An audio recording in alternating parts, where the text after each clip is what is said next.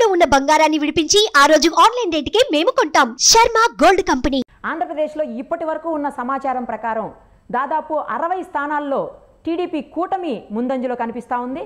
మరొక 7 నుంచి 10 స్థానాల్లో మాత్రమే వైసీపీ ముందంజలో కనిపిస్తున్నటువంటి పరిస్థితులు ఉన్నాయి. అలాగే 13 స్థానాల్లో అంటే ఎంపీ స్థానాల్లో 13 చోట్ల టీడీపీ ఆధిక్యంలో ఉంటే 2-3 చోట్ల మాత్రమే వైసీపీ ఆధిక్యంలో ఉన్నటువంటి పరిస్థితి కనిపిస్తూ ఉంది. ఒక్క చోట అంటే పులివెందుల్లో మాత్రం కాంగ్రెస్ అంటే షర్మిల గారు కొంత ముందంజలో ఉన్నటువంటి పరిస్థితి కనిపిస్తూ ఉంది. మొత్తానికైతే ఓవరాల్గా చూసినప్పుడు మనకి ఇప్పటి వరకు పూర్తయినటువంటి రౌండ్స్ అన్ని చెక్ చేస్తే టీడీపీఏ ఆధిక్యంలో చాలా ప్రాంతాల్లో ఉన్నటువంటి పరిస్థితి. ప్రస్తుతం మనతో పాటు ఉన్నారు జనసేన ప్రధాన కార్యదర్శి శివశంకర్ గారు. ఒక్కసారి ఆయన ఏం చెప్తారో చూద్దాం. శివశంకర్ గారు నమస్తే అండి. నమస్కారం అమ్మా. ఎలా అనిపిస్తున్నాయండి వస్తున్నటువంటి ట్రెండ్స్ చూస్తుంటే టీడీపీ చాలా చోట్ల ముందంజలో కనిపిస్తున్నటువంటి పరిస్థితి? ఖచ్చితంగా అమ్మా, చాలా సంతోషంగా ఉంది. ఎందుకంటే కూటమి విజయం సాధిస్తుంది అన్నటువంటి మా నమ్మకం, విశ్వాసం నిజమయ్యే పరిస్థితి దగ్గరలోనే ఉంది. కొన్ని గంటల్లోనే అది రుజువు కాబడుతుంది. ప్రజలు మంచి తీర్పు ఇచ్చారు, ఇవ్వబోతున్నారు.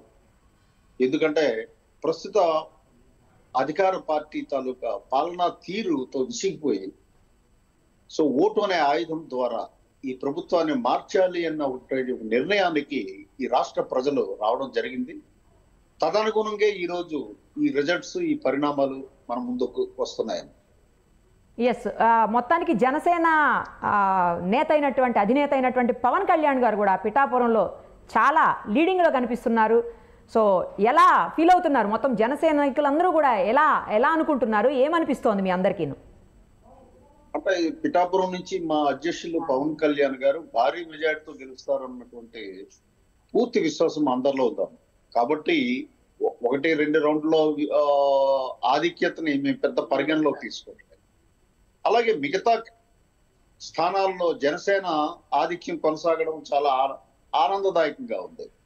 ఖచ్చితంగా మేము అనుకున్నట్టు 21కి 21 సీట్లు కూడా విజయం సాధించి అసెంబ్లీలో జనసేన అడుగు పెడుతుంది అన్నటువంటి మా విశ్వాసం ఏదైతే ఉందో, నమ్మకం ఏదైతే ఉందో అది నెరవేరుతుందని చెప్పగలుగుతున్నాం.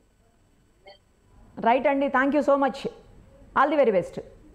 ఇప్పుడు మనం చూస్తున్నాము మొత్తం, ఎందుకంటే చాలా చోట్ల అసెంబ్లీ స్థానాలకు జరిగాయి, అలాగే దేశవ్యాప్తంగా పార్లమెంటు స్థానాలకు జరిగాయి పోటీలు.